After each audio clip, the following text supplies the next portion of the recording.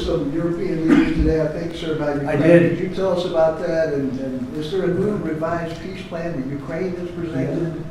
The leaders of France, we spoke to, and Germany, and UK, all very good leaders, very good friends of mine, and we discussed Ukraine in pretty strong words. And we'll see what happens. I mean, we're waiting to hear answers before we progress. You know, we're not spending any money in Ukraine.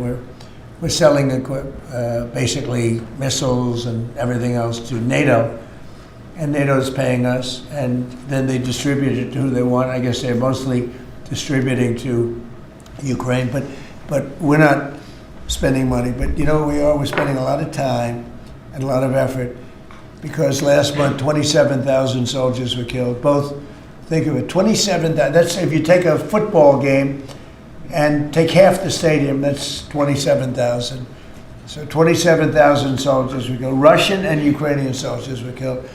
And I want to see that stop. We'll find out. Look, there are a lot of things happening right now. A lot of people say it's closer than it's ever been. It's a war that would have never started. If I were president, would have never started. It's a war that should never have started. But we'll have it figured out, I think, within a pretty short You say very strong terms, sir. Could you explain that?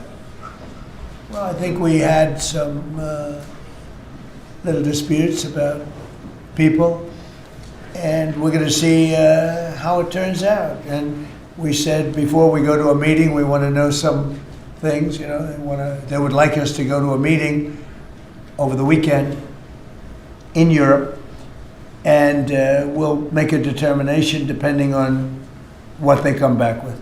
We don't want to be wasting time. Sometimes you have to let people fight it out, and sometimes you don't. But the problem with letting people fight it out is you're losing thousands of people a week. It's ridiculous. The whole thing is ridiculous. Mr. President, two questions. One, the oil tanker. Who owns that oil tanker? You'll get that information later. Okay, and have you spoken to Maduro since your last conversation? No, or has there only been one conversation? No. And when you say that the European leaders want to have a meeting over the weekend, are you talking about with Zelensky or with them? With Zelensky and us. And you said in an interview yesterday that you think it's time for Zelensky to start accepting things. What things are you talking about? I think he has to be realistic, and I do wonder about, you know, how long is it going to be till they have an election? You know, it's a democracy. It's a long time. They haven't had an election in a long time.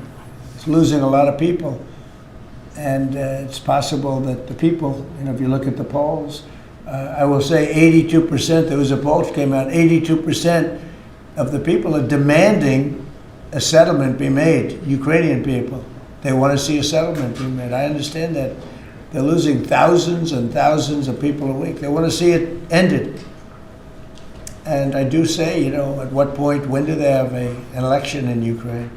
That's not casting dispersions on anybody, but they do have a massive corruption situation going on there. And they do say, you know, when are they, people are asking this question, when do they have an election?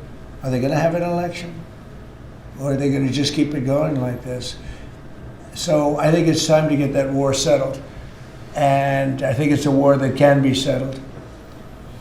But it takes two to tango.